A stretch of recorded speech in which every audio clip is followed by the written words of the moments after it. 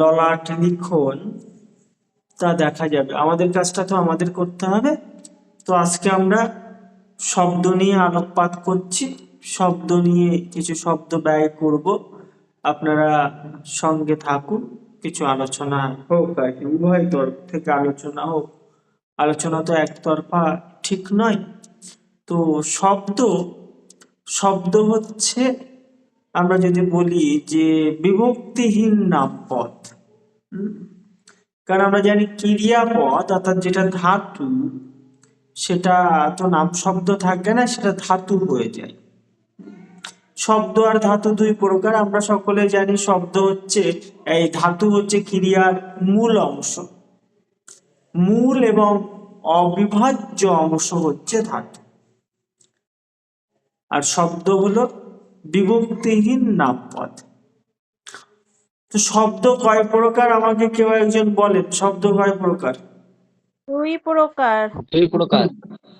কি কি? গঠনমূলক, অর্থমূলক। মৌলিক আর সাধিত। সাধিত। জাকেরিয়া কি বললে? জাকেরিয়া কি বললে? গঠনমূলক আর অর্থমূলক। একবার বলো।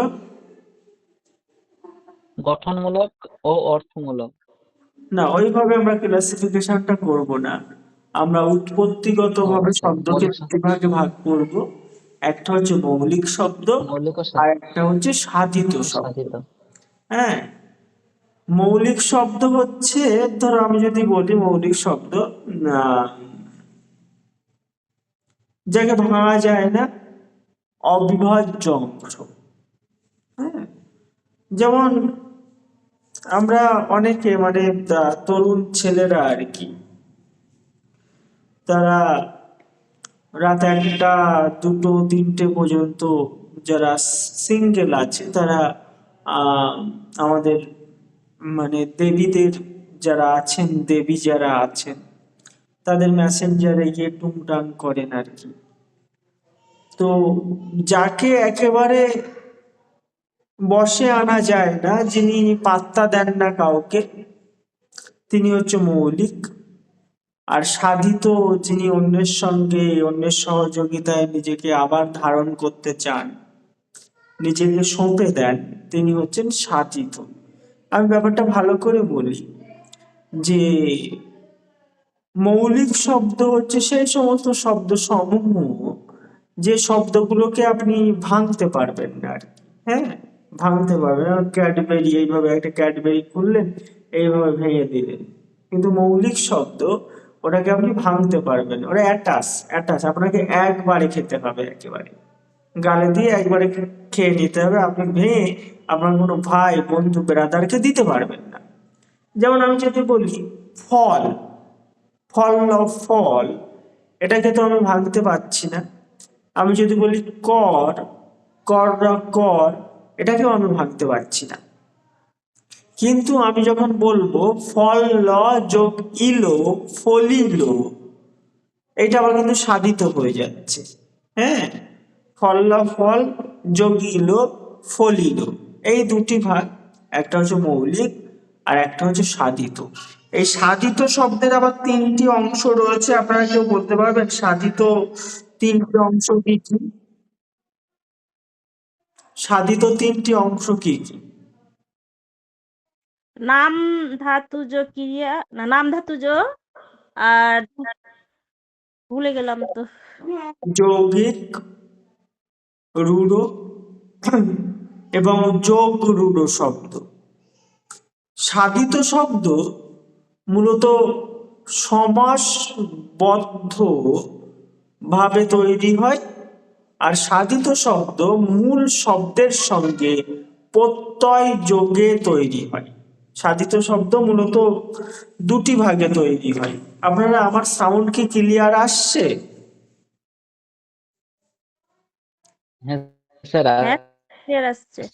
সাউন্ড ক্লিয়ার আসছে।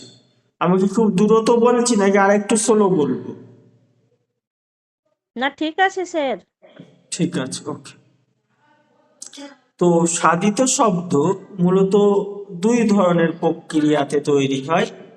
একটা হচ্ছে সমাসবদ্ধ শব্দগুলো হচ্ছে সাধিত শব্দ, 2 নম্বর, মূল শব্দ বা ধাতু প্রত্যয় যোগে যে সমস্ত শব্দ সমূহ তৈরি হয় তাকে বলা হয় সাধিত শব্দ। আচ্ছা, পদ পদ প্রত্যয় না বিভক্তি কার সহযোগে তৈরি হয় বলেন তো? কি পদ কিসের সহযোগিতায় তৈরি হয়, প্রত্যয় না বিভক্তি? বিভক্তি। পদ বিভক্তি সহযোগে তৈরি হয়। কিন্তু সাধিত শব্দ আমি বললাম হয় সমাসবদ্ধ হতে হবে তাকে, না হলে তাকে হতে হবে প্রত্যয় যোগে, মূল শব্দের সঙ্গে প্রত্যয় যোগে। আচ্ছা, আপনারা আমাকে বলেন বাংলা ভাষাতে সবচেয়ে বেশি শব্দ রয়েছে কোন গোত্রীয় শব্দ? আমি 5টা বিকল্প দিচ্ছি, সেই 5টা বিকল্পের মধ্যে যে কোনো একটি বিকল্প প্রত্যেকে নেবেন। মৌলিক শব্দ, সাধিত শব্দ, যৌগিক শব্দ, যোগ রূঢ় শব্দ, রূঢ় শব্দ। এই 5 প্রকার শব্দের মধ্যে কোন শব্দ বাংলাতে সবচেয়ে বেশি আসে? তো স্যার শব্দ সাধিত শব্দ মানে সবচেয়ে আছে। সাধিত শব্দ সাধিত। যদি অপশনে না থাকে তখন যৌগিক শব্দ দেবে। হ্যাঁ, তনুশ্রী বলছেন সাধিত, অন্যরা বলেন সাধিত স্যার। সাধিত। সাথী কিছু বলছিলেন? হ্যাঁ স্যার, সাধিত না থাকলে যৌগিক। একদম একদম। দেখেন, বামনদেব চক্রবর্তীর বইতে লেখা আছে বাংলাতে সবচেয়ে বেশি শব্দ রয়েছে যৌগিক শব্দ। বাংলাতে সবচেয়ে বেশি রয়েছে যৌগিক শব্দ। তাহলে আমি কেন বলছি সাধিত শব্দ সবচেয়ে বেশি রয়েছে? কারণ যৌগিক শব্দ কার ক্লাসিফিকেশন আমাকে বলেন তো? সাধিত শব্দে। সাধিত শব্দে। শব্দের ক্লাসিফিকেশন। তাহলে সাধিতর মধ্যে যৌগিক যেমন আছে, রূঢ় আছে, যোগ রূঢ় আছে। তাহলে যৌগিক শব্দের সঙ্গে রূঢ় এবং যোগ রূঢ় শব্দও কিন্তু যুক্ত হয়ে যাচ্ছে। সুতরাং এই 3টি একত্রিত হয়ে সাধিত শব্দ কিন্তু বেশি হয়ে যাচ্ছে। এবারে যদি সাধিত শব্দ আপনার বিকল্পে না থাকে, সেক্ষেত্রে আমরা যৌগিক শব্দটাই নেব আর কি, যৌগিক শব্দ নেব। কিন্তু সাধিত শব্দ যদি থাকে তাহলে সঠিক উত্তর হবে কিন্তু সাধিত শব্দ। তাহলে আমরা দেখলাম যে আমাদের সাধিত শব্দ 3 প্রকার। একটা হচ্ছে যৌগিক শব্দ, একটা হচ্ছে রূঢ় শব্দ, আর একটা হচ্ছে যোগ রূঢ় শব্দ। আচ্ছা, রূঢ় শব্দ সম্পর্কে কেউ কিছু বলতে পারবেন? আমাকে একটুখানি রূঢ় শব্দ সম্পর্কে কেউ কিছু বলুন। যেগুলো লোকমুখে প্রচলিত শব্দ ওইগুলো রূঢ় শব্দ। একদম একদম।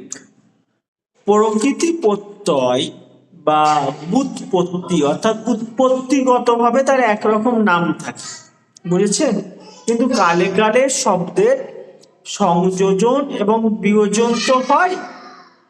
একটি শব্দ সে যখন তার উৎপত্তি যখন হচ্ছে তখন তার একরকম ব্যবহার ছিল। যেমন এখন শুভনন্দন, যে শব্দটা শুভনন্দন, মানে আপনাকে শুভেচ্ছা জানাচ্ছি, আপনার ভালো মন্দ জানছি, এটা শুভনন্দন শব্দটা এইভাবে উৎপত্তি হয়েছে। কিন্তু কালে কালে শুভনন্দন শব্দটা যেন প্যারোডি মতো হয়ে যাচ্ছে। আমরা অনেকে ব্যঙ্গ করার জন্য শুভনন্দন শব্দটা বলছি আর কি। তো এই যে শুভনন্দনের যে বিকৃতি, বুঝতে পেরেছেন? শুভনন্দন শব্দের যে বিকৃতি হচ্ছে, ফলে তার ব্যুৎপত্তিগত অর্থ একরকম ছিল, তার এটা আরেক রকম হয়ে যাচ্ছে। আমরা যদি বলি সন্দেশ শব্দটি, বলেন তো সন্দেশ শব্দের ব্যুৎপত্তিগত অর্থ কি? সন্দেশ শব্দের ব্যুৎপত্তিগত অর্থ কি বলেন? মিষ্টি। মাত্রা বা সুফল, মানে রানী কি বলছেন? সন্দেশ মানে বার্তা বা মানে সংবাদ, এরকম টাইপের কিছু একটা। সন্দেশ শব্দের ব্যুৎপত্তিগত অর্থ কিন্তু নিউজ বা খবর। রাজা বাদশারা সন্দেশ পাঠাতো মনে আছে, ঘোড়ার পিঠে করে, যে আমার রাজ্য আক্রমণ করেছে বৈদেশিক শত্রু, একজন সেনাপতিকে পাঠিয়ে দিলাম, যাও আমার ভগ্নিপতিকে বলো যে তোমার শ্যালকের রাজ্য আক্রমণ করা হচ্ছে, বা শ্বশুরকে গিয়ে বলো কিছু সেনা পাঠাক। সেই সেনা নায়ক বা সেই সৈন্য ঘোড়ার পিঠে চড়ে চড়ে রাজার চিঠি নিয়ে, রাজার সন্দেশ নিয়ে চলে যেতেন তার আত্মীয়র কাছে। সন্দেশ শব্দটি যখন আবিষ্কৃত হচ্ছে তখন তার উৎপত্তিগত অর্থ ছিল খবর।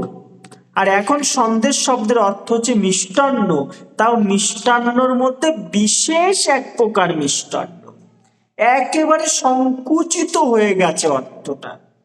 আমি যদি বলি অন্ন, অন্ন শব্দটির ব্যুৎপত্তিগত অর্থ কি ছিল বলেন তো? ভাত না, এবং ভাত এই যে ছিল খাবার না, অন্যান্য। ভাত ছিল না। অন্ন শব্দের ব্যুৎপত্তিগত অর্থ ছিল খাদ্যদ্রব্য, খাবার, যে কোনো খাবার।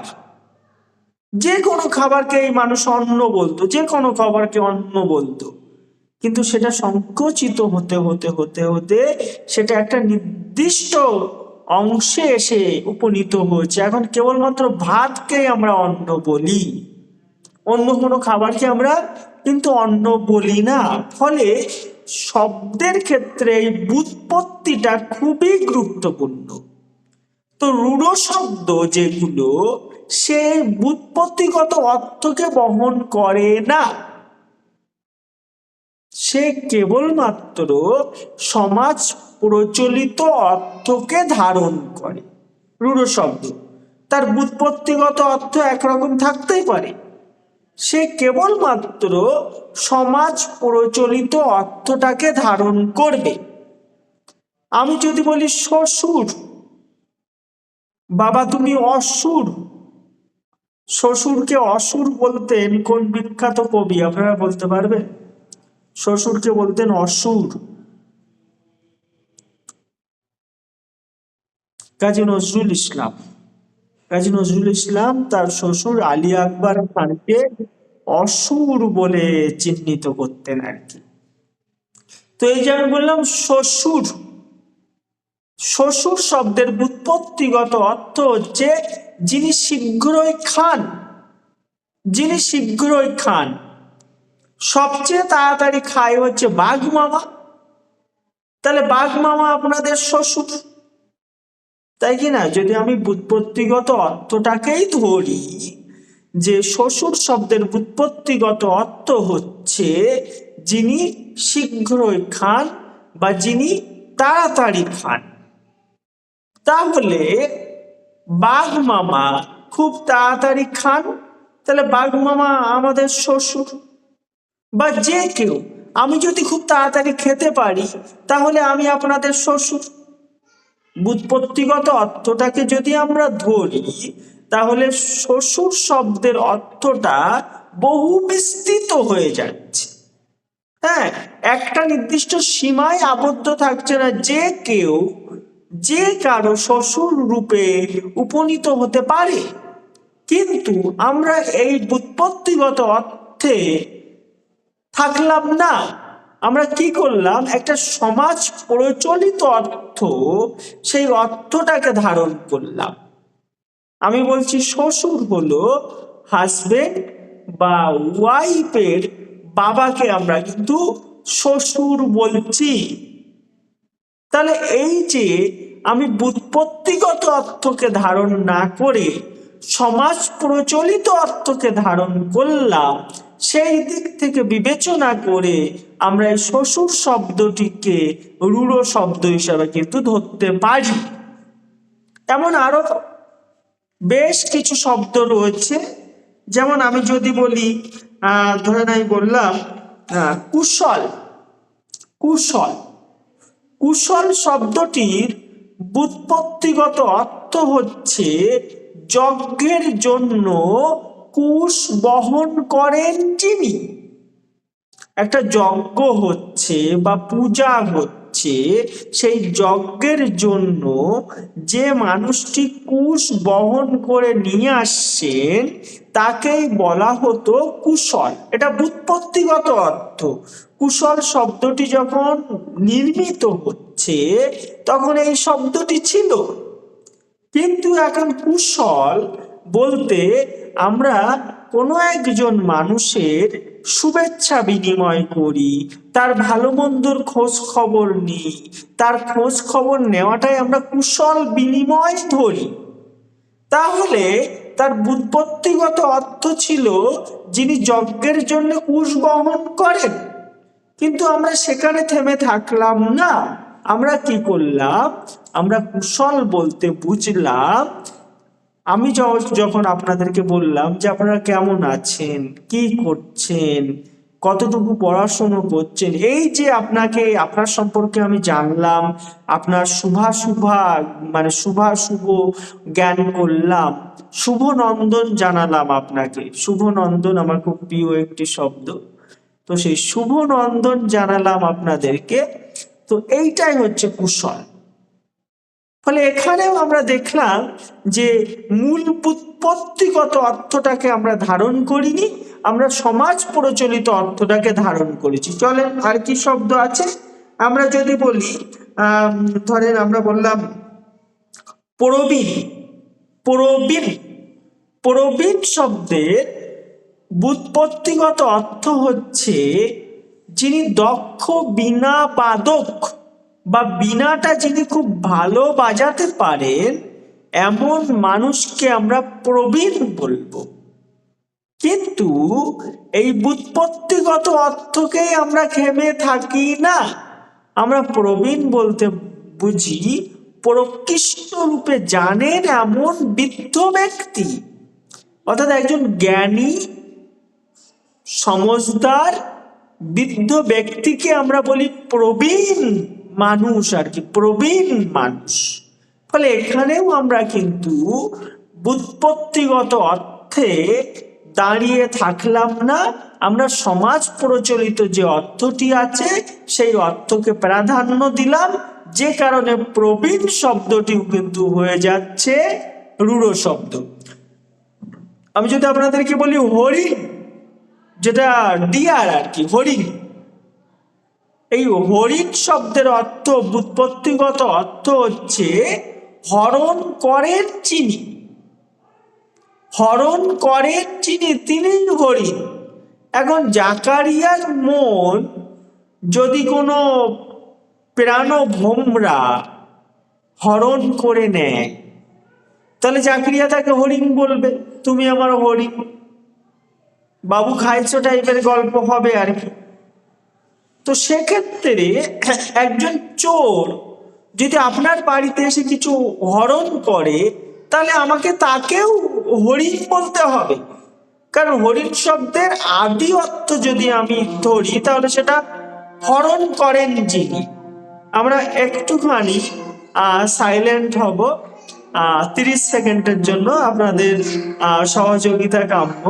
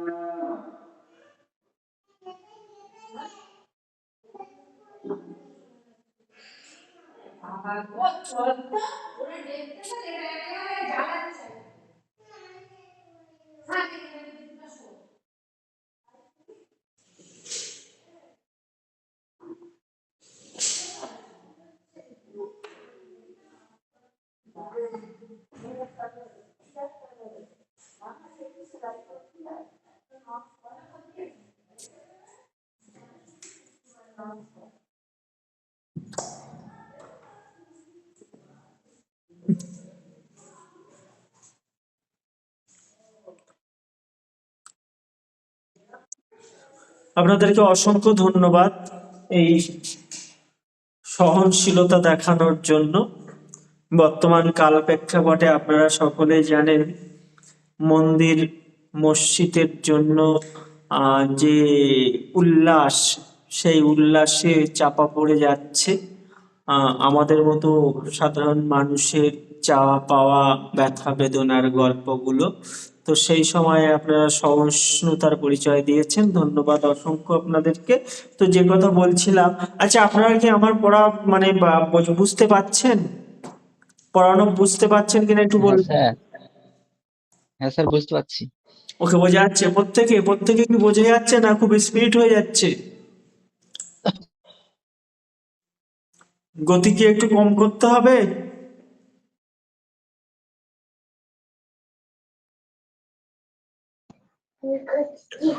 স্যার ঠিক আছে। ঠিক আছে, ওকে ওকে। যাই হোক, তো ওই যে আমি হরিণ বললাম, হরিণ শব্দের অর্থ হচ্ছে হরণ করেন যিনি, অর্থাৎ যে যেটা হরণ করবে তাকেই তো হরিণ বলা যাবে না। আমরা হরিণ বলতে একটা মাংসলো নিরীহ খুব সুন্দর প্রাণীকে বোঝাই, যার মাংসই যার প্রধানতম শত্রু। হ্যাঁ, তো আমরা তাকে হরিণ বলি আর কি। তো এখানেও আমরা দেখলাম রূঢ় শব্দের লক্ষণ রয়েছে। মূল কথা হচ্ছে ব্যুৎপত্তিগত অর্থকে ধারণ না করে যে শব্দ কেবলমাত্র সমাজ প্রচলিত অর্থকে ধারণ করবে সেই শব্দকে আমরা বলবো রূঢ় শব্দ। এবার যোগরূঢ় শব্দটা আমরা বলবো আর কি। যোগরূঢ় শব্দটি, যোগরূঢ় শব্দ হচ্ছে, ধরেন একটি শব্দের 5টি ব্যুৎপত্তিগত অর্থ আছে, 1 2 3 4 5। সে এই 5টিকেই ধারণ করবে না, 5টি অর্থকেই ধারণ করবে না, সে যে কোনো একটি অর্থকে ধারণ করবে, বাকিগুলো কাটা পড়ে যাবে। এমন শব্দকে আমরা বলবো যোগরূঢ় শব্দ। আমি বিষয়টা উদাহরণ সহযোগে বোঝাচ্ছি। আমি বললাম পঙ্কজ, পঙ্কজ শব্দের ব্যুৎপত্তিগত অর্থ আমাকে কেউ একজন বলেন। পঙ্কজ শব্দের ব্যুৎপত্তিগত অর্থ কি? পঙ্কে জন্মে যা, যাহা শালগ্রাম ও পঙ্কে শ্যাওলা। জন্মে। পঙ্কে জন্মে যা, তাই তো? মানে নোংরা জলে জন্ম হয় এমন কিছু আর কি, তাই তো? পঙ্কে জন্মে যা। তো নোংরা জলে বা পঙ্কে কি কি জন্মায় আসেন দেখি। 1 নম্বর, কীট পতঙ্গ জন্মায়, কুচো কুচো মাছ জন্মায়, শ্যাওলা জন্মায়, শামুক জন্মায়, সঙ্গে সঙ্গে সঙ্গে পদ্ম জন্মায়। দেখেন 5টা, আরো অসংখ্য আছে, একাধিক থাকতে পারে। এই একাধিক ব্যুৎপত্তিগত অর্থ আছে। তার মধ্যে পঙ্কজ বলতে আমরা কোন শব্দটা নিই, কোন অর্থটা নিই বলেন? পদ্ম। পদ্ম। একটা অর্থে আমরা দাঁড়িয়ে গেলাম, একটা অর্থে, কিন্তু এর ব্যুৎপত্তিগত অর্থ অন্তত রয়েছে 15-20টা। 15-20টা ব্যুৎপত্তিগত অর্থ রয়েছে, তার মধ্যে আমরা একটা নিলাম পদ্ম। সুতরাং পদ্মের এতগুলো ব্যুৎপত্তিগত অর্থ থাকার জন্য আমরা একটা অর্থকে চিহ্নিতকরণ করেছি, একটা অর্থে নির্দিষ্ট করেছি। এই কারণে এই শব্দের মধ্যে যোগরূঢ় শব্দের লক্ষণ রয়েছে। তারপরে আমরা যদি বলি বারিধি, বারিধি শব্দের অর্থ কি বলেন? বারিধি শব্দের ব্যুৎপত্তিগত অর্থ কি? বারিধি, বাড়ি ধারণ করেন যে। মেঘ বাড়ি মেঘ মেঘ বা ধারণ জল। করে যে, বাড়ি ধারণ করে যে, সে হচ্ছে বারিধি। এইবারে চলেন বাড়ি কি কি ধারণ করে আমি দেখি।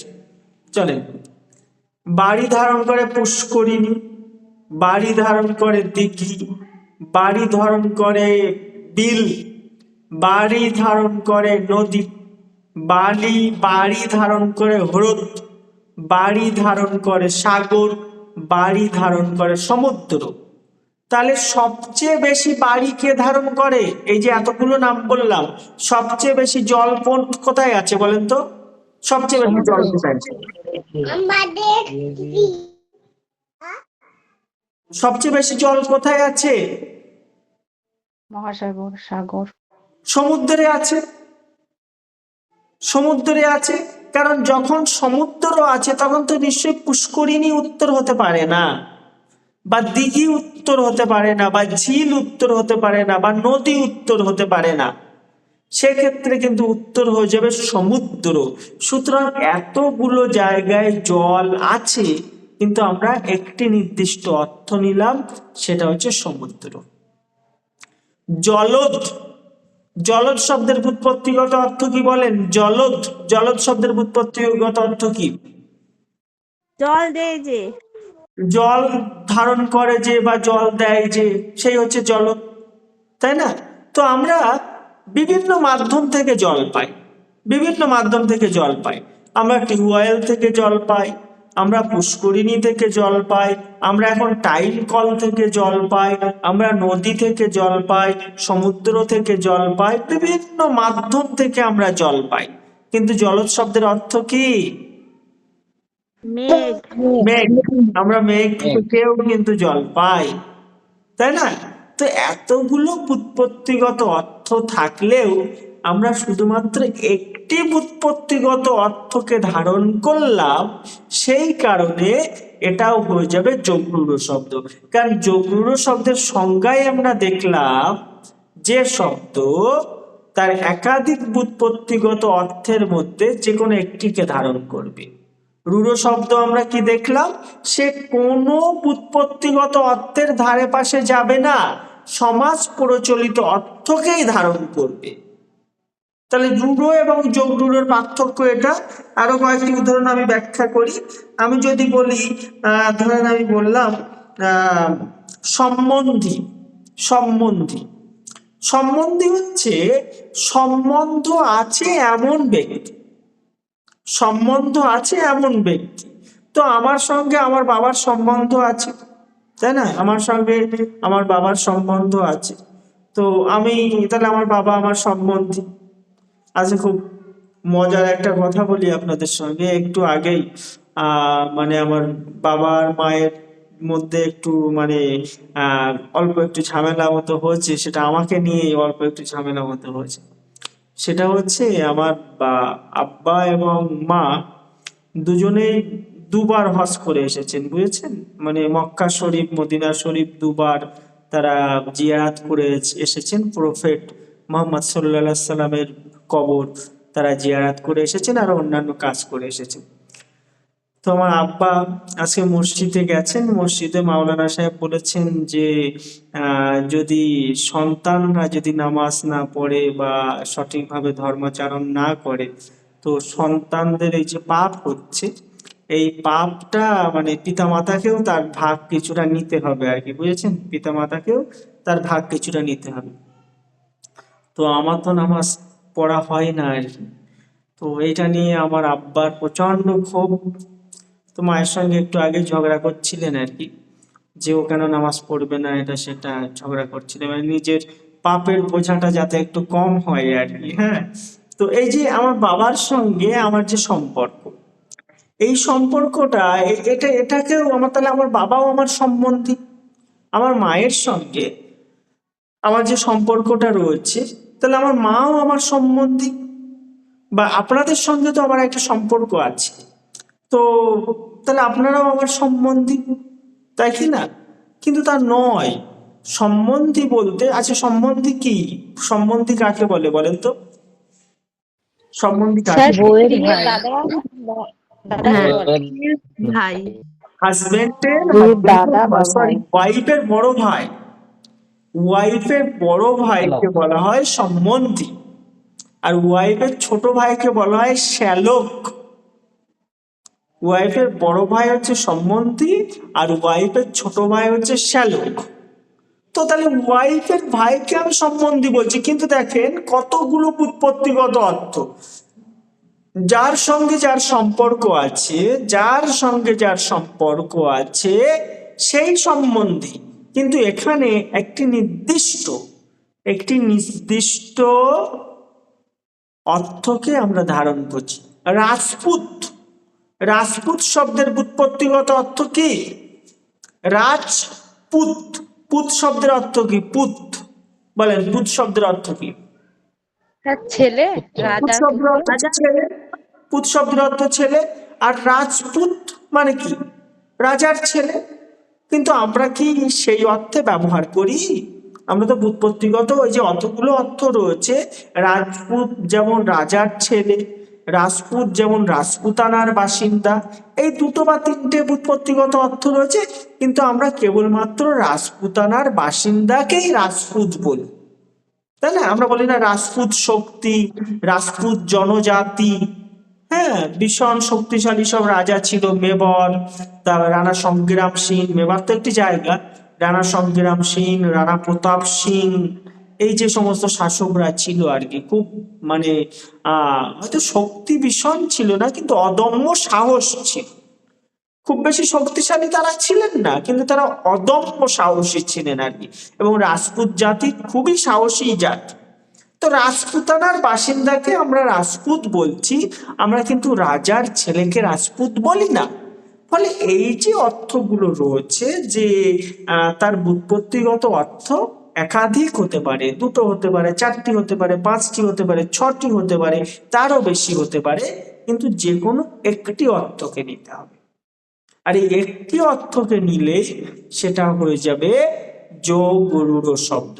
রূঢ় শব্দ আর যোগ রূঢ় শব্দ আপনারা বুঝতে পেরেছেন কিনা আমাকে একটুখানি কাইন্ডলি বলবেন, বুঝতে পেরেছেন কিনা?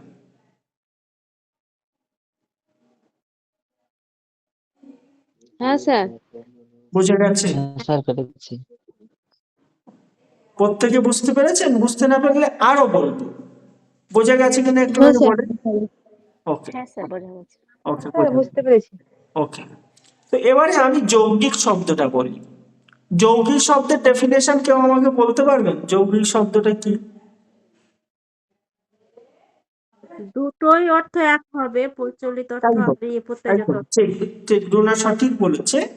ব্যুৎপত্তিগত অর্থ এবং সমাজ প্রচলিত অর্থ দুটো অর্থই এক হবে।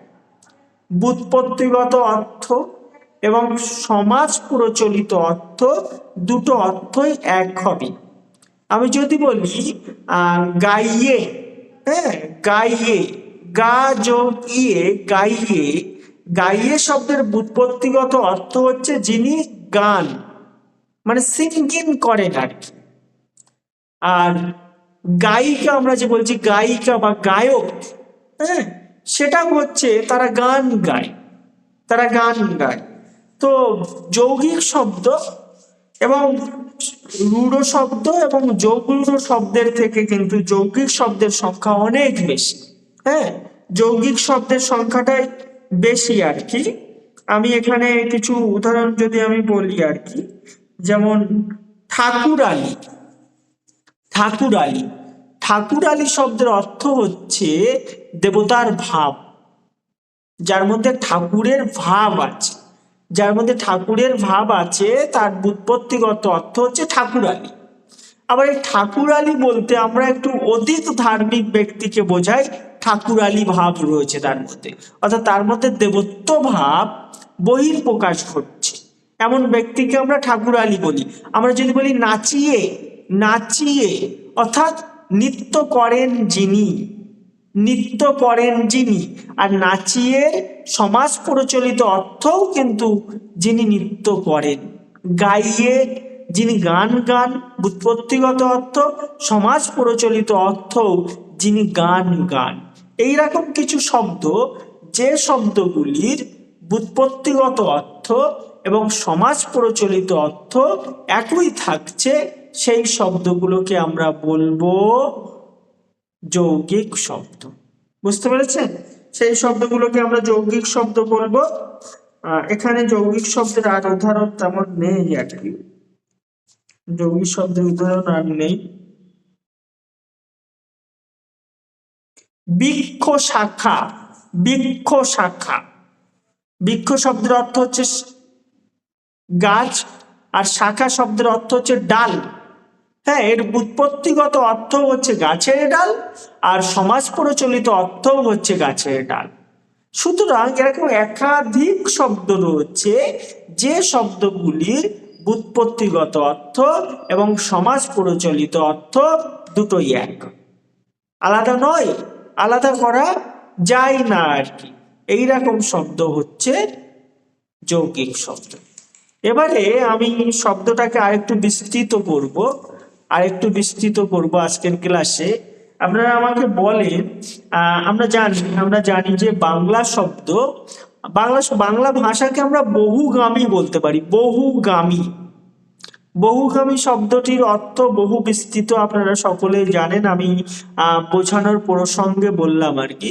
বহুগামী হচ্ছে বা যে পুরুষ বা যে নারী অধিক সঙ্গে মানে লিপ্ত আর কি, এমন ব্যক্তিকে আমরা বহুগামী বলি। তো আমাদের বাংলা ভাষাকেও আমি কেন বহুগামী বলছি, কারণ বাংলা ভাষাতে এমন কোনো ভাষা নেই যার শব্দ প্রবেশ করেনি। বাংলা ভাষা অত্যন্ত উদার, বাংলা ভাষা অত্যন্ত উদার। হ্যাঁ, আমাদের জাকেরিয়া যদি মানে কারোর মেসেঞ্জারে টুংটাং করছে আর কি, আরো 10-12 জন আরো একজনের মানে সেই মেসেঞ্জারে টুংটাং করছে আর কি, এমন যদি কেউ থাকে আর কি, যে সবাইকে অ্যালাউ করে, সবার সঙ্গে গল্প করে, সবার সঙ্গে কথাবার্তা বলে, এমন মানুষ হচ্ছে তো বহুগামী, যার বহুদা বিস্তৃত পথ আর কি। ঠিক তেমনি আমাদের বাংলা ভাষাতেও সেখানে পৃথিবীর প্রতিটি ভাষার শব্দ কিন্তু প্রবেশ করেছে। ওই জন্য আমাদের বাংলা ভাষা অত্যন্ত ধ্বনিতম একটা ভাষা, অজস্র শব্দ। হ্যাঁ, আমরা যে ডিকশনারি পড়ি, ওই ডিকশনারির বাইরেও যে বাংলাতে কত শব্দ আছে আমাদের এখনো অজানা, অচেনা, এত এত এত শব্দ বাংলা ভাষাকে সমৃদ্ধ করেছে। তো আমি যদি বলি আন্টি, ইংরেজিতে আমি বললাম আন্টি, এই আন্টি শব্দের মধ্য দিয়ে ইংরেজি ভাষাতে মায়ের বোনেরা সবাই আছে, বাবার বোনেরা সবাই আছে, কাকিমারা আছে, জেঠিমারা আছে, সবাই আন্টি। কিন্তু আমাদের বাংলাতে সবার জন্য পৃথক পৃথক নাম আছে, মাসি, পিসি, জেঠি, কাকি, সবার আলাদা আলাদা করে নাম আছে। কিন্তু ওরা শুধুমাত্র আন্টি দিয়ে ব্যাপারটা কিন্তু ক্লোজ করে দেয়। ঠিক তেমনি আঙ্কেল, এইভাবে ক্লোজ করে দেয়। কিন্তু আমাদের বাংলা ভাষা অত্যন্ত সমৃদ্ধ একটি ভাষা, এখানে একাধিক শব্দ রয়েছে, একাধিক ভাষা থেকে শব্দ এসেছে। এখন আপনাদের কাছে আমার প্রশ্ন, মোট কয়টি শাখা থেকে বাংলা ভাষাতে শব্দ এসেছে আমাকে বলেন। স্যার 5টি। 5টি। কি কি? তৎসম, তদ্ভব, অর্ধ তৎসম, দেশি আর বিদেশি। একদম। তৎসম, তদ্ভব, অর্ধ তৎসম, দেশি এবং বিদেশি। তৎসম শব্দের অর্থ হচ্ছে তৎসম, অর্থাৎ তৎ শব্দের অর্থ হচ্ছে সংস্কৃত, সম শব্দের অর্থ হচ্ছে সমান, অর্থাৎ যে সকল শব্দ সমূহ কোনরূপ বিবর্তন ছাড়াই, কোনরূপ বিবর্তন বা কোনরূপ পরিবর্তন ছাড়াই সংস্কৃত থেকে সরাসরি বাংলাতে প্রবেশ করেছে, এমন শব্দ সমূহকে আমরা বলবো তৎসম শব্দ। তদ্ভব শব্দের ডেফিনেশনটা কেউ আমাকে একটু বলেন, তদ্ভব শব্দের প্রপার ডেফিনেশন কে বলতে পারবেন? স্যার, তৎ মানে হচ্ছে সংস্কৃত, আর ভব মানে উদ্ভূত, মানে সংস্কৃত থেকে উদ্ভূত হয়েছে, হুম এরকম শব্দগুলো। হুম ডেফিনেশনটা এবার বলেন। আপনি বুৎপত্তিগত অর্থ বললেন, এবার ডেফিনেশনটা বলেন, সংজ্ঞাটা আমি কি বলবো? স্যার, যে সমস্ত শব্দ সংস্কৃত থেকে উম, ধারাবাহিকভাবে পরিবর্তিত হয়ে নতুন রূপে এসেছে। নতুন রূপে বাংলাতে প্রবেশ করেছে, অনেকটা কাছাকাছি গেছেন আপনি, কিন্তু আপনাকে ওখানে আরেকটা বিষয় যুক্ত করতে হবে, যে যে শব্দ প্রাকৃত, প্রাকৃতের মধ্যে, হ্যাঁ একদম প্রাকৃতের মধ্য দিয়ে বিবর্তিত হচ্ছে এই সংস্কৃত শব্দ। আচ্ছা আমাকে বলেন তো, সংস্কৃত মৌখিক ভাষা না লিখিত ভাষা? বলেন আমাকে, বলেন সংস্কৃত মৌখিক স্যার, ভাষা না লিখিত। লিখিত ভাষা? লিখিত। সংস্কৃত লিখিত ভাষা। আর সংস্কৃত পিরিয়ডে আমরা যে কথাগুলো বলতাম তার নাম হচ্ছে প্রাকৃত। প্রাকৃত হচ্ছে মুখের ভাষা, আর সংস্কৃত হচ্ছে কিসের ভাষা? লেখার ভাষা, লেখার ভাষা। যার কারণে সংস্কৃত এখন মৃতপ্রায় হয়ে গেছে, কারণ সংস্কৃতে লেখার মানুষ এখন কম আছে, মানে নেই বলতে গেলেই চলে। যেহেতু মুখের ভাষা নয়, সুতরাং প্রায় বিলুপ্ত প্রায় একটা ভাষাতে রূপান্তরিত হচ্ছে কিন্তু সংস্কৃত ভাষা। বুঝতে পেরেছেন? এবারে একটি ভাষা, একটি লিখিত ভাষা আপনি যখন মুখে বলবেন, ধরেন একটি লিখিত ভাষা আপনি যখন মুখে বলবেন তখন দেখবেন বিবর্তিত হয়ে যাবে। আমরা কত আঞ্চলিক কথা বলি, কিন্তু পরীক্ষার খাতায় যখন লিখি তখন সেই আঞ্চলিক কথাগুলো কি লিখি? আমাকে বলেন, সেই আঞ্চলিক কথাগুলো আমরা লিখি? না স্যার। আমরা লিখি না। কিন্তু এই যে লিখিত ভাষা, সংস্কৃত একটি লিখিত ভাষা, সেই ভাষা থেকে কিছু শব্দ মুখের ভাষায় অর্থাৎ প্রাকৃতের মধ্য দিয়ে বিবর্তিত হয়ে বা রূপান্তরিত হয়ে যখন বাংলাতে প্রবেশ করছে, তখন সেই পরিবর্তিত রূপকেই আমরা বলবো তদ্ভব শব্দ, তাই না? বাংলা ভাষার অলংকার কোন শব্দকে বলা হয় বলেন তো? বাংলা ভাষার অলংকার কোন শব্দকে বাংলা ভাষার অলংকার বলে? কোন ভাষাকে বাংলা ভাষার অলংকার বলে? তদ্ভব, তৎসমকে। তদ্ভব না তৎসম? তৎসম। তৎসমকে বাংলা ভাষার অলংকার বলছি। এবং তৎসম বাংলা ভাষার, এই যে আমরা ছোটবেলায় পড়েছি, আমরা ছোটবেলায় আপনারা সকলেই জানেন, আপনারা পড়েছেন কিনা আমি জানি না, আমাদের এসে লিখতে হতো, এসে যে বাংলা ভাষার জননী সংস্কৃত, এ বিষয়ে পক্ষে বিপক্ষে মতবাদ দাও, বা এই বিষয়ে আলোচনা করো, এরকম কোনো মানে এসে আপনারা কি লিখেছেন? হ্যাঁ স্যার, লিখেছি। লিখেছেন? তো সেই সময় দেখেন একটা বিষয় আমার বারবার মনে হচ্ছে যে আমরা এই মুহূর্তে যেটা পড়ছি সেটা কিন্তু ধ্রুব সত্য নয়। 10 বছর পরে এই চিন্তা, এই ভাবনা, এই মতদর্শ, এই তথ্যগুলো কিন্তু ভুল প্রমাণিত হতে পারে। দেখেন আমরা ছোটবেলায় পড়েছি, আমাদেরকে পড়ানো হচ্ছে সংস্কৃত হচ্ছে বাংলা ভাষার জননী, কিন্তু এখন আমরা পড়াচ্ছি যে না না, সংস্কৃত থেকে বাংলা ভাষা উদ্ভূত হয়নি, সব বাংলা ভাষা উদ্ভূত হয়েছে পূর্ব মাগধী থেকে। তাই কিনা বলেন? তাই তো? হ্যাঁ স্যার। টলেমীয় যুগের বা অ্যারিস্টটল যুগের মানুষেরা সূর্য এবং পৃথিবীর যে অবস্থান এবং ঘূর্ণন, এ বিষয়ে তাদের কি ধারণা ছিল? কে দাঁড়িয়ে থাকে, কে ঘোরে? পৃথিবী দাঁড়িয়ে থাকে, সূর্য ঘোরে। না, এটা তো পরে আমাদের কোপার্নিকাস বলেছেন, কিন্তু টলেমি এবং অ্যারিস্টটলের সময়ে কোন তথ্যটা ছিল, কোন তথ্যতে তারা পড়াশোনা করতো? ওটাই তো ছিল, পৃথিবী চারিদিকে ঘোরে। দাঁড়িয়ে থাকে, সূর্য ঘোরে। তা তাহলে সেই সময় কি দেখেন, স্যার? তারপরে অ্যারিস্টটল আমাদের কোপার্নিকাস যখন মানে শক্তিশালী দূরবীন আবিষ্কার করলেন, তখন তিনি যে টলেমি এবং অ্যারিস্টটলের যে দর্শন বা তাদের যে চিন্তা ভাবনা, তার একটা বৈপরীত্যিক ভাবনাটা দিলেন, তাই না? এটা বৈপরীত্যিক ভাবনাটা কিন্তু তারা উপস্থাপন করলেন। ফলে আমরা আজকে যেটা পড়ছি সেটা কিন্তু ধ্রুব সত্য নয়।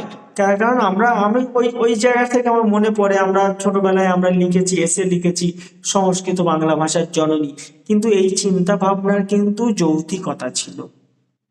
কারণ প্রায় 44% তৎসম শব্দ রয়েছে বাংলা ভাষাতে। অর্ধাংশ, প্রায় অর্ধাংশ, 44% শব্দ বাংলাতে রয়েছে, যে শব্দগুলো হচ্ছে তৎসম শব্দ, অর্থাৎ সরাসরি সংস্কৃত থেকে বাংলাতে এসেছে। আর এই তৎসম শব্দকে বলা হচ্ছে বাংলা ভাষার অলংকার। আর বাংলা ভাষার প্রাণ কাকে বলে বলেন? বাংলা ভাষার প্রাণ কাকে বলে? তদ্ভবকে। তদ্ভবকে বাংলা ভাষার প্রাণ বলে। এই তৎসম আর তদ্ভব এই দুটো মিলে 95% শব্দ রয়েছে বাংলাতে। তাহলে কেউ যদি ধারণা করে সংস্কৃত বাংলা ভাষার জননী, তাহলে তিনি কি ভুল ধারণা করেছেন? আমাকে বলেন, তিনি কি কোনো ভুল ধারণা করেছিলেন? 95% শব্দ সরাসরি সংস্কৃত শব্দ রয়েছে 44%, আর কিছুটা বিবর্তিত সংস্কৃত শব্দ রয়েছে 51%। এই দুটো মিলিয়ে 95% শব্দ কিন্তু সংস্কৃত থেকে চলে আসছে। ফলে খুব স্বাভাবিকভাবে সেই সময়ের ঋষি মুনিরা তারা ধারণা করেছিল যে সংস্কৃতই হচ্ছে বাংলা ভাষার জননী, কিন্তু আদতে কিন্তু সেটা নয়। বাংলা ভাষার অলংকার কোন ভাষাকে বলে? আমাকে বলেন, বাংলা ভাষার অলংকার।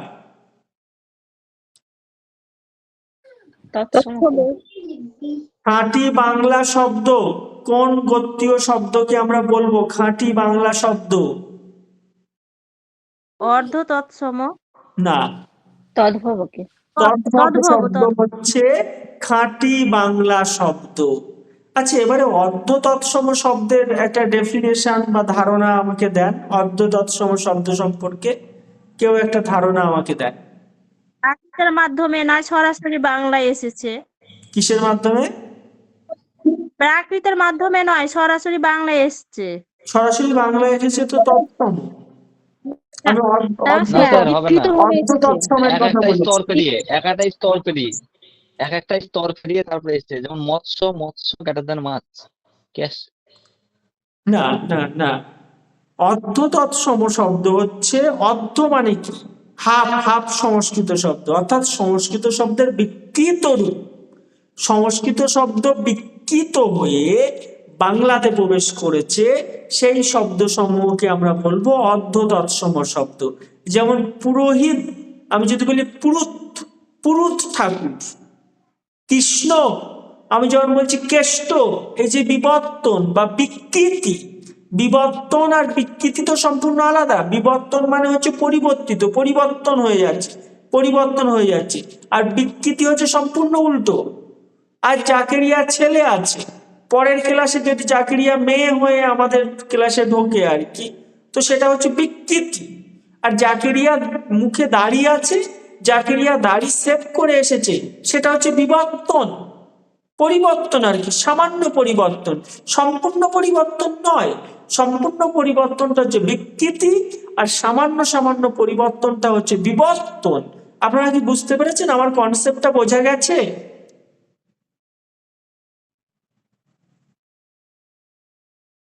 হ্যাঁ স্যার। ওকে।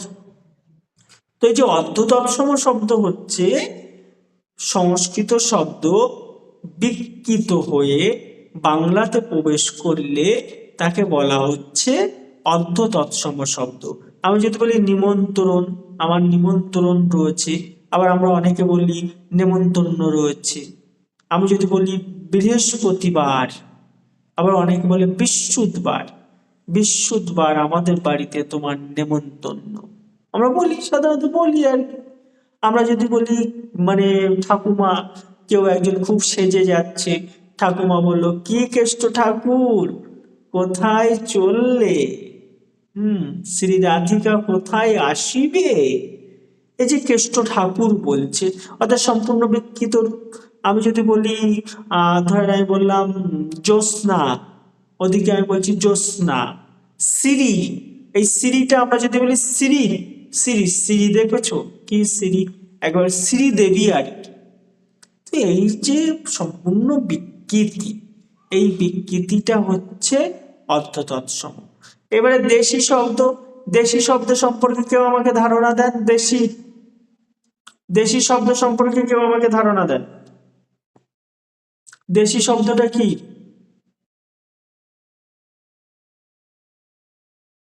স্যার যেসব শব্দগুলো মানে সাঁওতাল, কোল, ভিল, মুন্ডা এদের মুখ থেকে যে শব্দগুলো এসেছে সেগুলোকে দেশি শব্দ বলে। একদম। দেখেন এখন এসআইআর হচ্ছে না, এসআইআর হয়ে গেছে। এসআইআর 19 তারিখে বোধহয় খসড়া তালিকা প্রকাশিত হবে প্রথমে। সেখানে দেখা হচ্ছে যে ভারতীয়রাই শুধুমাত্র ভোটাধিকার পাবে, তাছাড়া বহির্দেশীয় কেউ ভোটাধিকার পাবে না। তো একটা নিউজ খুব ভাইরাল হয়েছে, আদিবাসী সম্প্রদায়ের মানুষেরা বলছেন তারা এসআইআর এর ফর্ম ফিল আপ করবে না। তো আমার মনে হয় তারা অত্যন্ত যৌক্তিক কথাবার্তা বলেছে। এসআইআর যদি যথার্থভাবে হয় তাহলে ভারতবর্ষের কোনো মানুষের নাগরিকত্ব থাকবে না। কারণ আমি, আপনি, আমরা সবাই আর্য বংশোদ্ভূত। আমাদের পূর্বপুরুষেরা সবাই কিন্তু বিদেশ থেকে এসেছিলেন, বাইরে থেকে এসেছিলেন। রাশিয়ার উরাল প্রদেশ থেকে 1500 খ্রিস্টপূর্বাব্দে ইরানের মধ্য দিয়ে আর্যরা ভারতবর্ষে প্রবেশ করেছিলেন।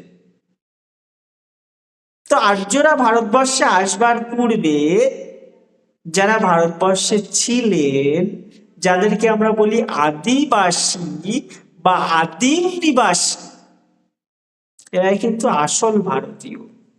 কি আপনারা কি এ বিষয়ে একমত কিনা? একদম স্যার। তো এরাই হচ্ছে কিন্তু আসল ভারতীয়, ভারতবর্ষের একেবারে খাঁটি ভূমিপুত্র। ফলে আর্যরা আসবার পূর্বে অনার্য মানুষ, যাদেরকে আমরা অনার্য বলছি, আর্য আর অনার্য এটা কিন্তু মানে সেই সম্মানের উঁচু নিচু ব্যাপারটা নয়।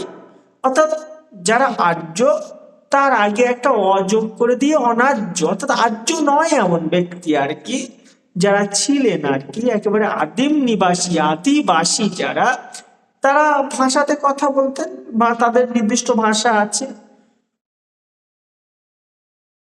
সাঁওতাল, মুন্ডা, তারপরে আপনার ওই যে ভাষার ল্যাঙ্গুয়েজ গুলো আছে, সেই ভাষারও কিছু কিছু শব্দ আমাদের বাংলাতে প্রবেশ করেছে। আমি যখন সদ্য এমএ পাস করি, তখন আপনাদের সঙ্গে একটু গল্প বলি। এমএ পাস করে আমি একটি কলেজে, একটি স্কুলে আর কি ডেপুটেশনে ছিলাম 1 বছরের মতো। তো সেই স্কুলটার পাশেই একটি আশ্রম ছিল, আশ্রম যেখানে অনাথ বাচ্চারা থাকতো আর কি, এবং তারা ওই বিদ্যালয়টাতেই পড়াশোনা করতো। খুব প্রান্তিক জনগোষ্ঠীর প্রতিনিধিত্ব রয়েছে সেই বিদ্যালয়ে, মানে খুব বিরাট হাই সোসাইটির ছেলে মেয়েরা সেখানে ছিল না আর কি, খুব প্রান্তিক জনগোষ্ঠীর মানুষেরা সেই বিদ্যালয়ে যেত আর কি। সেখানে কিছু সাঁওতাল ছেলে আসতো, কিছু সাঁওতালের ছেলে আর কি। তো ওদের ভাষা আমি শুনতাম, আমার খুব ভালো লাগতো। তো একটি ছেলে একদিন বলল যে, একটি ছেলের নাম করে বললো যে, স্যার ও না পাখি নামাতে পারে, পাখি নামাতে পারে। আমি বিষয়টা বিশ্বাস করলাম, পাখি আবার নামানো যায় না, যায় নাকি? বলে হ্যাঁ স্যার, ওই পেয়ারার পাতা এইভাবে করে বাঁশি তৈরি করে, বাঁশি তৈরি করে সেই বাঁশিতে ও ফুঁক দেবে, এক ধরনের শব্দ উৎপন্ন হবে, সেই শব্দ শুনে পাখিরা সব ওর কাছে নেমে আসবে। তো আমার খুব মানে প্রলোভন হলো, আমার খুব লোভ হলো। আমি বললাম ঠিক আছে, আমাকে তো একটু দেখাতে হবে বাবা। তোরা বললো যে স্যার আপনি তাহলে আশ্রমে আসবেন, হ্যাঁ, তো ও আপনাকে দেখাবে। তো আমি একদিন আগে আগে বিদ্যালয়ে গেলাম, তো গিয়ে ওদের আশ্রমে গেলাম, তো সেই ছেলেটি পেয়ারার একটি পাতা নিয়ে ওইভাবে ভাঁজ করে একটা বাঁশি করে যখন বাজালো, আমি অবাক নয়নে দেখলাম আর কি, পাখিরা উপর থেকে আস্তে আস্তে আস্তে আস্তে নেমে ওর কাছে চলে আসছে। ওরা মানে পশুদের ভাষা জানে। ধরেন একটা কাঠবিড়ালিকে ওরা মারবে আর কি, মেরে সেটাকে রান্না করবে আর কি, হ্যাঁ। তো কাঠবিড়ালি গাছে আছে, তো সেই কাঠবিড়ালি এমন কিছু শব্দ ওরা জানে, এমন কিছু শব্দ ওরা করতে পারে, ওই কাঠবিড়ালিটা ঠিক ওই নির্দিষ্ট জায়গাতেই একেবারে বিমোহিত হয়ে দাঁড়িয়ে থাকবে, আর ওরা তীর দিয়ে কাঠবিড়ালিটাকে মেরে দেবে। এইরকম একটা শক্তিশালী ব্যাপার ওদের মধ্যে আছে আর কি। তো এই যে সাঁওতাল ভাষার শব্দ, ওরাও ভাষার শব্দ বা অন্যান্য প্রান্তিক আদিম নিবাসী জনগোষ্ঠীর ভাষার কিছু শব্দ আমাদের বাংলাতেও প্রবেশ করেছে। এই শব্দগুলোকে বলা হয় দেশি শব্দ। পড়ে থাকলো বিদেশি শব্দ। দেখেন ভারতবর্ষে বারে বারে বিদেশি রাষ্ট্রশক্তি বলেন বা বিদেশি যে কোনো শক্তি ভারতবর্ষের সম্পদের দ্বারা তারা প্রলুব্ধ হয়েছেন এবং ভারতবর্ষে তারা আবির্ভূত হয়েছেন, ভারতবর্ষ আক্রমণ করেছেন, ভারতবর্ষের সম্পদ লুণ্ঠন করেছেন, নিজেদের দেশে নিয়ে গেছেন। এই যে Vasco da Gama, Columbus, Marco polo, ইতিহাসের পাতাতে আপনাদেরকে এদেরকে খুব মহিমান্বিত করা হয়েছে, ভীষণ মহিমান্বিত করা হয়েছে। কিন্তু এরা প্রত্যেকেই ছিলেন, আমার ব্যক্তিগতভাবে মনে হয়েছে, এরা প্রত্যেকেই ছিলেন সম্পদ লুণ্ঠনের একজন দোসর। সম্পদ লুণ্ঠনের একজন দোসর। আমরা দেশের 7ম শ্রেণীর ইতিহাস বইতে পড়েছিলাম স্পেনের যুবরাজ ফিলিপ তিনি এদেরকে এই যে যারা মানে ভূপর্যটক ছিলেন, এদেরকে ফান্ডিং করতেন যে আমি তোমাকে এরকম ফান্ড দিচ্ছি, তুমি তোমার দলবল নিয়ে যাও, একটা জনগোষ্ঠী আবিষ্কার করো, একটা নতুন দেশ, একটা নতুন জনপদ আবিষ্কার করো, তাদের কি সম্পদ আছে যে দেখে আসো, দেখে এসে ইনফরমেশন গুলো দাও, আমরা সেনাবাহিনী নিয়ে তাদেরকে আক্রমণ করব, তাদের সম্পদ লুণ্ঠন করব। ভাস্কো ডা গামা 1498 খ্রিস্টাব্দে কালিকট বন্দরে যদি না আসতেন, তাহলে আমাদের মনে হয় না ভারতবর্ষ 190 বছর বৈদেশিক শক্তি দ্বারা পদদলিত হয়ে থাকতো। এরা প্রত্যেকেই সেই সমস্ত সম্পদ লুণ্ঠনকারীদের দোসর। তো বারে বারে ভারতবর্ষে একাধিক জনগোষ্ঠী তারা কিন্তু ভারতবর্ষকে আক্রমণ করেছে, শাসন করেছে, শোষণ করেছে। ফলে একাধিক বৈদেশিক শক্তি ভারতীয় জনগোষ্ঠীর মানুষের সান্নিধ্যে আসতে পেরেছিল এবং তাদের ভাষা খুব স্বাভাবিকভাবে ভারতীয় আঞ্চলিক ভাষাগুলোর মধ্যে কিন্তু প্রবেশ করে গেছে। তার মধ্যে বাংলা ভাষা অন্যতম।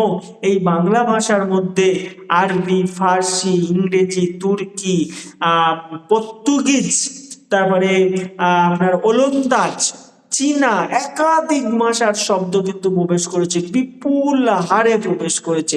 এইবারে আপনাদের কাছে আমার প্রশ্ন, কোন 3টি বিদেশি ভাষার শব্দ বাংলাতে সবচেয়ে বেশি আছে? আমাকে বলেন, কোন 3টি বিদেশি ভাষার শব্দ বাংলাতে সবচেয়ে বেশি আছে? আরবি, ফার্সি আর পর্তুগিজ। আরবি, ফার্সি এবং ইংরেজি। আরবি, ফার্সি এবং ইংরেজি ভাষা, এই 3টি বিদেশি শব্দের ভাষা বাংলা ভাষাতে সবচেয়ে বেশি আছে। কেন বেশি আছে? কারণ শাসকের ভাষায় সদা সর্বদা প্রজার ভাষা হিসেবে বিবেচিত হয়। আমরা সকলেই জানি, আপনাদের মনে হবে যে স্যার সংস্কৃত ভাষার শব্দ বাংলাতে এত ব্যাপক কেন? কারণ আমরা জানি প্রাচীন যে বৈদিক ধর্মের যে সমস্ত রাজারা ছিলেন আর কি, তাদের রাষ্ট্রভাষা ছিল সংস্কৃত। সেই সময়ে সকল মানুষকে সংস্কৃত শিখতে হতো। ফোর্ট উইলিয়াম কলেজে 1800 খ্রিস্টাব্দে যখন উইলিয়াম কেরি তিনি বাংলা বই লিখবেন, তিনি কিন্তু একজনও বাঙালি পণ্ডিত পাননি। এই রামরাম বসু বলেন, মৃত্যুঞ্জয় বিদ্যালঙ্কার বলেন, গোলকনাথ শর্মা বলেন, তারকনাথ গঙ্গোপাধ্যায় বলেন, এরা কিন্তু প্রত্যেকে সংস্কৃত পণ্ডিত, কেউ বাংলা ভাষার পণ্ডিত নন। ফলে তখন বাংলা ভাষাটা শেখাই হতো না। ফলে এই সমস্ত মানুষেরা যখন বাংলা ভাষাতে বই লিখলো, তাদের জ্ঞান, তাদের পুঁথিগত জ্ঞান, তাদের ভাষা, সংস্কৃত ভাষায় তাদের পারদর্শিতা, এই শব্দগুলো খুব স্বাভাবিকভাবে বাংলাতে কিন্তু প্রবেশ করে গেল। যখন মধ্যযুগে আমরা যখন দেখলাম ইসলামী শক্তি ভারতবর্ষের বুকে আবির্ভূত হলো, তারা তাদের রাজভাষা সংস্কৃতটাকে বাদ দিয়ে আরবি ফার্সিটাকে করলো। এবার আমাদের সমস্ত মানুষ, বঙ্গদেশের সমস্ত মানুষ আরবি ফার্সি শিখতে শুরু করলো। এই আরবি ফার্সি শিখতে শিখতে এই আরবি ফার্সি ভাষার শব্দ কিন্তু বাংলা ভাষাতে ব্যাপকভাবে প্রবেশ করলো।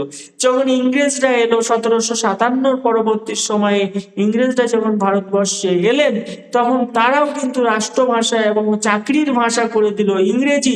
সকল মানুষ আমরা দল হুড়িয়ে ইংরেজি শিখতে শুরু করলাম। ফলে ইংরেজি ভাষাটাও কিন্তু ব্যাপকভাবে বাংলাতে প্রবেশ করলো, যেহেতু রাজার ভাষা, আর রাজার ভাষায় কিন্তু প্রজার ভাষা। স্বৈরাচারী রাজা কখনোই প্রজার ভাষা বোঝে না। এই এত আন্দোলন হচ্ছে, এত হচ্ছে, রেকর্ডিং একটু অফ করে দিই। স্বাভাবিকভাবে এই তিনটি ভাষার শব্দ এই জন্য বাংলা ভাষাতে প্রচুর ভাবে প্রবেশ করেছে। আমি পরের দিন আপনাদেরকে সংস্কৃত ভাষা চিনবার উপায়, তদ্ভব ভাষা চিনবার উপায়, দেশি ভাষা কিভাবে চিনবো, পর্তুগিজ ভাষাটাকে কিভাবে চিনবো, তুর্কি ভাষা কিভাবে চিনবো, প্রত্যেকের আলাদা আলাদা গল্প আছে। আপনারা যারা TWS এ ছিলেন তারা প্রত্যেকের কাছে এই ক্লাসটা স্যার মানে শুনেছি এটা। নতুনত্ব থাকবে না। হ্যাঁ, স্যার আপনি বলেছিলেন যে TWS এই গল্পটা করেছিলেন, যে ওই ইয়েটা যা হোক ছন্দের মতো মিলিয়ে দিয়েছিলেন। একদম। তো তাদের কাছে, প্রত্যেকের কাছে আবার নতুন মনে হবে, তো আপনাদের জন্য আবার করা হবে আর কি। তো এটা আমি পরের দিনের ক্লাসে সংস্কৃত ভাষাটাকে কি মানে তৎসম শব্দটাকে কিভাবে চিনবো, এটা ভীষণ ভালো করে আমরা করে দেব। হ্যাঁ, তো সংস্কৃত বা তৎসম শব্দ চেনার উপায়, এটা কিন্তু আমাদেরকে জানতে হবে। এই শব্দের এই অংশ থেকে কিন্তু একাধিক প্রশ্ন আসবে আর কি। সেই জায়গা থেকে যেহেতু 25 নম্বর এক্সট্রা থাকবে, হ্যাঁ 25 নম্বর আমাদের সাবজেক্টের পরীক্ষা, এই 25 নম্বর যে ভালো করে তুলতে পারবে সেই কিন্তু এগিয়ে থাকবে। এ আর প্রাইমারির পরীক্ষা না, যে টেট ওয়েটেজ 5, প্রাইমারি নয়, এটা কিন্তু 65 নাম্বার আপনার রিটেন, অর্থাৎ আপনার হাতে। এই 65-র মধ্যে যে 55-60 পেয়ে যাচ্ছে, তার চান্সটা কিন্তু অনেক অনেক অনেক বেশি। ফলে সাবজেক্টের একটা বড় গুরুত্ব কিন্তু আপার প্রাইমারিতে থাকবে। টেটের গুরুত্ব থাকবে এবং সাবজেক্টের গুরুত্ব থাকবে। ফলে দুটোই কিন্তু সমান গুরুত্ব দিয়ে আমাদেরকে দেখতে হবে। আজকে বোধহয় অনেক দূরত্ব বলে ফেলেছি আমি, মানে সেই 1.5 ঘন্টার ক্লাস বোধহয় 1 ঘন্টায় হয়ে গেছে, তাই কিনা বলেন? আপনাদের কি বুঝতে কোনো অসুবিধা হচ্ছে? না স্যার। আসলে এগুলো এতবার পড়িয়েছি যে আমার মধ্যে একটা মানে সেই গতিশীলতা, ব্যাপক গতিশীলতা চলে এসেছে। আমি ক্লাসটা রেকর্ডিং করেছি। আপনাদের যদি কারোর মনে হয় যে অনেক ফাস্ট হয়ে গেছে, তাহলে কাইন্ডলি আর একবার শুনে নেবেন। আমি এটা আপলোড করব, প্রাইভেট রেখে দেবো, আপনারা সেখান থেকে দেখে নেবেন। কারোর কোনো প্রশ্ন থাকলে প্রশ্ন করেন, বুঝতে না পারলে। স্যার আগে হ্যাঁ, নমস্তে। হ্যাঁ বলছি, আগের যে ক্লাসগুলো করিয়েছিলেন ওই ক্রিয়ার কাল, হ্যাঁ, তারপরে আরো অন্যান্য, সেই ক্লাসের রেকর্ডিং গুলো নিয়ে আপনার কাছে। আচ্ছা আচ্ছা, সবগুলো ইউটিউবে প্রাইভেট করা আছে, যেটা লাগবে আমাকে বলবেন, আমি পাঠিয়ে দেবো। ও, ওই সবগুলো ইউটিউবে প্রাইভেট করা আছে, শুধুমাত্র আপনার ক্লাস 1, ক্লাস 2, ক্লাস 3, হুম, ক্লাস 1, ক্লাস 2 ও এরকম ভাবে থাকলে ভালো হতো ওইভাবে স্যার। করলে ভালো হতো, তাই তো? আচ্ছা ঠিক আছে, হ্যাঁ, নাম এরকম করলে আবার আপনি যে আপনারও সুবিধা হবে, আমাদের সবারই আবার আপনি সুবিধা হবে বুঝতে। ওকে ওকে, তাহলে নামকরণ আগে করতে। কিন্তু দেখলাম মুঘল সাম্রাজ্য বলে হুম, মুঘল সাম্রাজ্য বলে লিখে দিচ্ছেন, আর কমপ্লিট হতো। মোগল সাম্রাজ্যের ক্লাসটা দিয়েছি, জাকেরিয়া দেয়া হয়েছে। হ্যাঁ হ্যাঁ হ্যাঁ হ্যাঁ, স্যার দিয়েছেন, লিখেছি ওই লেখা ওকে আছে, ওরকম ভাবে লিখে দিলে ঠিক হয়তো ঠিক বুঝতে আছে, পারতাম। আমরা নাম্বারিং করবো, তাই তো? তাহলে প্রথম থেকে আবার নাম্বারিং করতে হবে, আমাকে একটু এডিট করতে হবে, ঠিক আছে, আমি এডিট করে দেবো। এটা আমি এক্ষুনি আপলোড করে দিচ্ছি, আপলোড হয়ে গেলে হ্যাঁ স্যার, যে ক্লাসগুলো হয়ে যাবে পর পর পর পর দিয়ে দেবেন, তাহলে ওকে সুবিধা হয়। ওকে, এক্ষুনি আমি আপলোড করে দিচ্ছি, আজকেরই হয়েছে। তা আমি সব ডায়েরিতে লিখি, পড়ি প্রতিদিন। ওকে ওকে ওকে, আমি সব মানে হুবাহু সব ডায়েরিতে লিখি, প্রত্যেক বাহ দিনের বাহ ক্লাস ডায়েরিতে বাহ বাহ, মানে 8-10 পেজ করে হয় লেখা। ওকে ওকে, লিখে নিতে হবে, লিখে নিয়ে বারবার প্র্যাকটিস করতে হবে, বারবার বারবার বারবার প্র্যাকটিস করতে হবে, হ্যাঁ। তো আজকে কি এসএলএসটি রেজাল্ট বার হওয়ার কথা ছিল, ইন্টারভিউ লিস্ট? হ্যাঁ স্যার, আজকে হওয়ার কথা ছিল, কিন্তু আমার পিসি দিতে তো হয়নি। সেটা হয়নি না? কবে হবে তার ঠিক নেই, যাই হোক, এ বিষয়ে আমরা কি বলবো আর কি, কিছুই বলার নেই। তো আপনাদের কি কোনো প্রশ্ন আছে? না প্রশ্ন থাকলে ক্লাসটা সমাপন করব।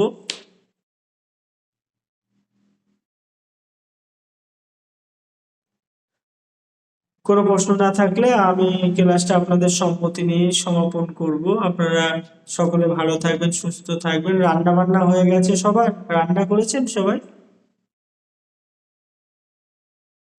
না স্যার, হয়নি। রান্না করতে হবে। আমার চলছে। আপনি রান্না করতে করতে শুনছেন আর কি। যাই হোক, হ্যাঁ স্যার। এই একটা মহা মুসিবতের একটা জায়গা আর কি, মানে আমাদের যদি রান্না করতে দেয়া হতো, আমরা ওই একবার সকালবেলা করতাম, সারাদিন খেতাম। খুব যন্ত্রণার কাজ, খুব যন্ত্রণার কাজ। সবজি কুটতে হবে, তারপরে চাল টাল ধৌত করতে হবে, আবার এ করতে হবে, ভীষণ কুটকাচালি একেবারে। হুম, মানে স্যার, একজন পুরুষের যদি দেয়া হয়, আমার মনে হয় সে পাগল হয়ে যাবে, এই রান্নার জন্যই পাগল হয়ে যাবে। যাই হোক, স্যার তারপর খুব জোরে একদম, তারপরেও আপনারা যে মানে ধৈর্য ধরে ইয়ে করছেন আর কি, মানে কাজগুলো করছেন, তার জন্য আপনাদেরকে অশেষ ধন্যবাদ। কারণ আপনারা যদি রাগান্বিত হতেন, তাহলে পুরুষ জাতি বিলীন হয়ে যেত, নিশ্চিহ্ন হয়ে যেত। পুরুষ জাতিকে যে আপনারা অস্তিত্ব রক্ষা করতে দিয়েছেন, এটাই অনেক ভালো একটা আমাদের, মানে কি বলবো, আপনাদের প্রতি কৃতজ্ঞতা। হুম, কারণ আপনারা যে পরিমাণ পরিশ্রম করেন, যে পরিমাণ ত্যাগ তিতিক্ষা করেন, তারপরে আপনারা যদি প্রতিশোধ পরায়ণ হতেন, তাহলে পুরুষ জাতি তার অস্তিত্ব বজায় রাখতে পারত না আর কি। হ্যাঁ, তো এটা স্বীকার করতে হয়, অনেকে স্বীকার করে না, এটা অবশ্যই স্বীকার করা ব্যাপার আছে। বিশেষ করে সন্তান প্রতিপালনে একজন মায়ের যে কি সুবিশাল ভূমিকা, সেই ভূমিকা বললাম না, একজন পুরুষকে যদি সন্তান প্রতিপালন করতে দেওয়া হয়, 15 মিনিট 30 মিনিটে ফেড আপ হয়ে যাবে একদম। এই কি যন্ত্রণার কাজ! 30 সেখানে মিনিট তো অনেক বেশি বলে ফেললেন স্যার। অনেক বেশি, সেখানে একজন আপনারা কত ধৈর্য নিয়ে সন্তানকে প্রতিপালন করে, সেলুট করার মতো ব্যাপার একদম, হ্যাঁ। বিশেষ করে আমার যদি সন্তান না হতো, আমি এটা বুঝতাম না, ঘুমিয়ে পড়লাম। কিন্তু মায়ের অনেক রাত বিনিদ্র হিসাবে কিন্তু কেটে যায় আর কি। এটা নিঃসন্দেহে অত্যন্ত প্রশংসনীয়। তারপরেও আপনারা চেষ্টা করছেন, এত কিছুর মধ্যেও পড়াশোনা করছেন, এবং প্রত্যেকেই অনেক ভালো, এসএলএসটি আমি দেখলাম তো, প্রত্যেকে অনেক ভালো রেজাল্ট করছে। এটা অসাধারণ।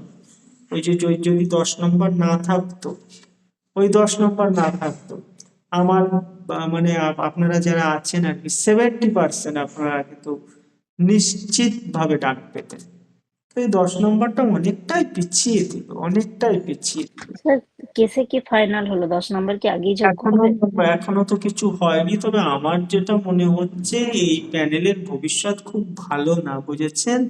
কারণ ওই যে সুপ্রিম কোর্ট বলেছিল যে সবাইকে বয়সে ছাড় দিতে হবে, কিন্তু এরা শুধুমাত্র কিন্তু ইন সার্ভিসদেরকে বয়সে ছাড় দিয়েছে। 2016-তে যে ফর্ম ফিল আপ করেছিল, প্রত্যেককে বয়সে ছাড় দিতে হবে। অনেকে পরীক্ষায় বসতে পারেনি, তারা এবারে কোর্টে যাচ্ছে। তাহলে কোর্ট কি করবে? কোর্ট নিশ্চয়ই তার পদক্ষেপ নেবে। এই গ্রুপ সি ডি তে তো বলে দিয়েছে 2016-তে যারা যারা পরীক্ষা দিয়েছিল ইন সার্ভিস বা আউট অফ সার্ভিস যাই হোক তাদেরকে বয়সের ছাড় দিতে হবে। এবারে এটা যখনই ঘোষণা হয়েছে তখনই এসএলএসটির ছেলেমেয়েরা চলে গেছে, যাদের বয়স হয়ে গেছে তারা চলে গেছে কোর্টে। ফলে কোর্টের সামনে যখন এই প্রতিবন্ধকতা আসছে, ফলে ওই জন্য একটা নোটিফাই করে দিতে বলেছে যে প্যানেল যাই হোক প্যানেলের ভাগ্য নির্ভর করবে কোর্টের রায়। বলে ওই যে বললাম না, পশ্চিমবঙ্গের চাকরি দেখে বিয়ে করাও খুব চাপ, বিয়ে শাদী করা খুব চাপের আর কি। যে পশ্চিমবঙ্গের চাকরি করেন আপনি বিয়ে শাদী করলে, আমার সবচেয়ে মজার ব্যাপার লেগে আমরা তো করতেই পেলাম না চাকরি একদম চাকরি ভেবে। একদম চাকরি আর ভয় পাচ্ছে। আমার সবচেয়ে মজার ব্যাপার লেগেছিল একটা, মানে মজার ব্যাপার মানে খুব কষ্টের ব্যাপার, ওই যে চাকরি বাতিল হয়ে গেছিল গ্রুপ সি ডির, একটি ছেলের বউ ভাতের দিন চাকরি বাতিল হয়ে গেছিল, রিসেপশনের দিন। এটা এই ভিডিওটা আপনারা কি দেখেছিলেন? প্রত্যেক মিডিয়া কভার করেছিল। রিসেপশন হচ্ছে, এদিকে তার চাকরিটা বাতিল হয়ে গেছে। তো এর থেকে মর্মান্তিক পরিণতি আর কি হতে পারে বলেন? একদম সদ্য বিয়ে হয়েছে আর কি, সেই সময় চাকরি বাতিল হয়ে গেছে। মানে জানি না, এ বিষয়ে আমরা বেশি কথা বলবো না। হ্যাঁ, আপনারা প্রত্যেকে ভালো থাকুন, সুস্থ থাকুন এবং পড়াশোনায় থাকুন। আজকের মতো আপনাদের কাছ থেকে বিদায় নিচ্ছি। আমাদের আবার দেখা হচ্ছে সম্ভবত আজকে আপনার সোমবার, বুধবারের দিন, তাই তো? বুধবারের দিন ক্লাস আছে। ওকে, ততক্ষণ পর্যন্ত আপনারা প্রত্যেকে ভালো থাকুন, সুস্থ থাকুন এবং পড়াশোনায় থাকুন। রান্নাতে বেশি ঝাল টাল দেবেন না, যাতে সবাই খেতে পারে সেই রকম একটু করবেন। আর পুরুষ জাতির প্রতি একটু মানে সহনশীল হবেন, এই প্রত্যয় রেখে আজকের মতো বিদায় নিচ্ছি। টাটা।